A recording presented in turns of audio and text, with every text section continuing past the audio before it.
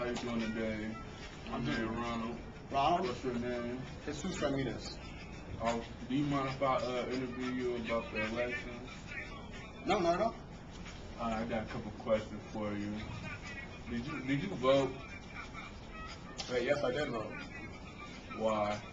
Uh, first of all, I voted because the true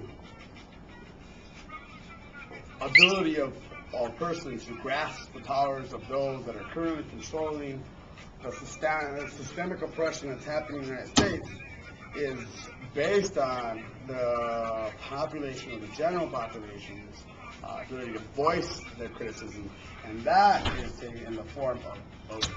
So in other words, by us voting, we're able to tell that government of how we want it to change. Right. How does it feel to have voted in this election? Oh man, this particular election,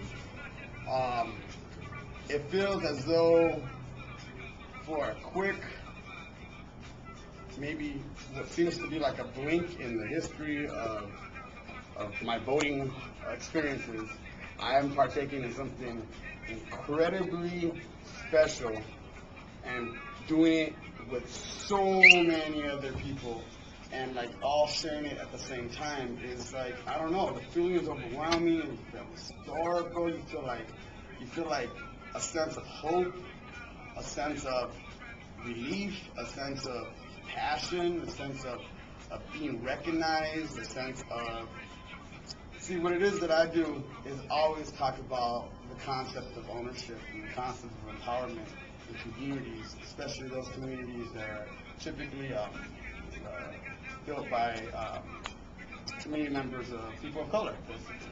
And by doing so, I'm always talking about how we have to take it upon ourselves to overcome some of the depression. So partaking in this particular election gave me almost a sense of not necessarily completion, but maybe validity of the things that I end up teaching in my class and practicing on my own in that sense of ownership of my own destiny. Because the revolution will not be televised. Right. You might see it on YouTube, but it won't be televised. Yeah. How do you think democracy played out in this voting process? Well, first of all, the way it played on this particular voting process has never been seen before. And the reason why is democracy typically is partake by, I don't know, I would say probably on average somewhere between 20 to 30% of the population of the United States takes part of the voting. This year, I think we have close to 65% of the population actually voting. So how it played out this year is that you had a whole lot of people that typically don't vote or have, for some reason or other, awakened that sense within them in order to make and partake in change. And so it played out by changing the whole landscape of what is the blue state and the red state, and who's Republican on one side. And Obama, and being in this particular election, was able and historically the only person to ever have accomplished this, and that's actually changing what those red and blue states are typically in the United States. And so it's historical. Right. What are your reactions to what took place in this election? My first reaction when I was watching it all happen, when it was announced that he was presidency, is I got like teary, emotional and stuff. Obviously, I quickly thought of my daughter and the potential sense of relief, because I mean, up to now, there's been an increase in the amount of just people being in bad situations, getting worse and worse. Right. And for myself too, the daughter doesn't go as far as it used to. So when they said Obama was announced as the winner, it was finally like I could exhale and look up and see this cat that was just beasting on him, dude, just eating him up, dude. He was just like, and he didn't play it like one side won. He's still on top of it all. When he could have lost the highest, when cats were just tossing the shine in this direction, he went, we got work to do. We all got work to do. So like, I get chills now just thinking about that, and it's just like, I don't even know what the question was, but I just get all wrapped up in this. Right. In your opinion, what does voters' participation in this election say about the American people? It talks more on the fact that the landscape of America isn't so one-sided, so leaning towards the white Anglo-Saxon population as being the dominant voting population, and reminds the United States that there is a whole demographic that's out there that this particular election was able to wake up and take over some of that sense of ownership and empowerment. And so it created that. It reminded America that there's a whole lot of people out there that can make a change. Right.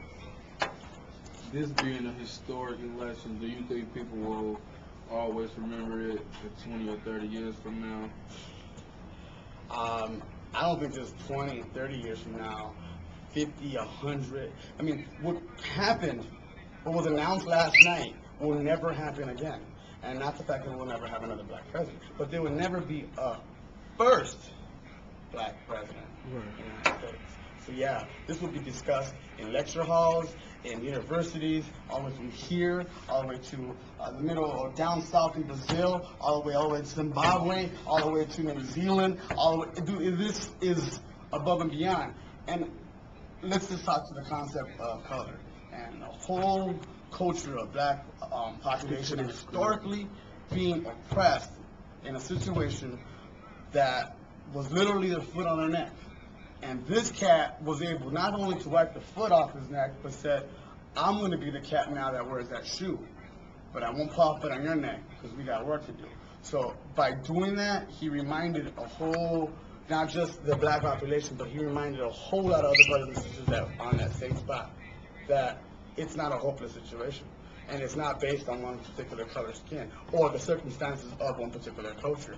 It's the ability to display intelligence, strategy, passion, desire, and ultimately a sense of direction and change and hope that put Obama on the spot against today. Those are the qualities that make that man. Right. Is there anything else you need to add? One huge one is, and this I'm speaking as being a Mexican, is that typically a large portion of the Mexican population always leans towards the Republican Party. And in this particular election, unlike any other, even with Bill Clinton, Obama was able to strategize, because it wasn't just Obama doing it, it was his, it was a series of warriors that were in it, but they were able to go ahead and strategize and actually mobilize a large portion of those Latinos and make it so that now the dominant party of the Latino population is now the Democratic Party. And that's something it's not something that can be easily overlooked. Why? Because the Mexican or Latino population is hugely aligned with the Catholic Church, which leads to anti-abortion and a lot of things that fall into being a Republican Party.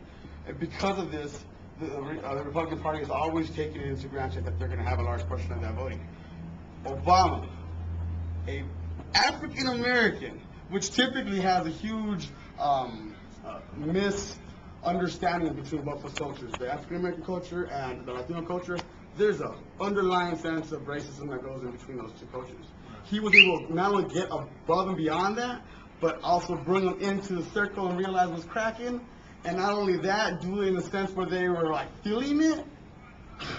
He's beasting it, That's all I gotta say. That cat's off the wall, dude. That's what's up. Thank you for your time. Anytime. Oh, Big Witch.